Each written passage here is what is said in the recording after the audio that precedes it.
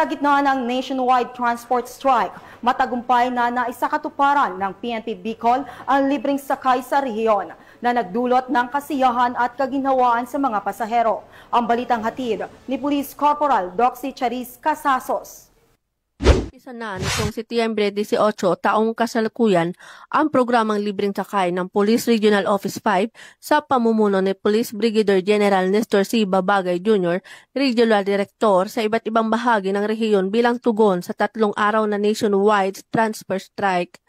Bilang bahagi ng serbisyong publiko, inihanda ng Police Regional Office 5 ang humigit kumulang 122 na sasakyan na gagamitin para maghatid ng mga pasahero na naapektuhan ng tigil pasada. Kabilang sa mga sasakyang ito ang mga patrol cars, trucks at iba pang uri ng service vehicles ng pulisya na maaaring magsakay ng maraming pasahero upang matulungan ang mga manggagawa, estudyante at iba pang sektor na umaasa sa pampublikong transportasyon sa kanilang araw-araw na biyahe.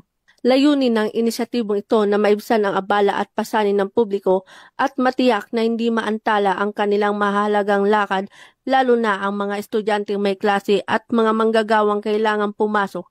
Dagdag pa rito, tiniyak rin ng ating kapulisan na ang mga biyahe ay ligtas, maayos at walang bayad bilang bahagi ng malasakit at serbisyo para sa sambayanan. Mula dito sa Bicol Region, ako po inyong PNN Correspondent, Police Corporal Doxy Charis Casasos, alagad ng batas tagataguyod ng Balitang Pulis.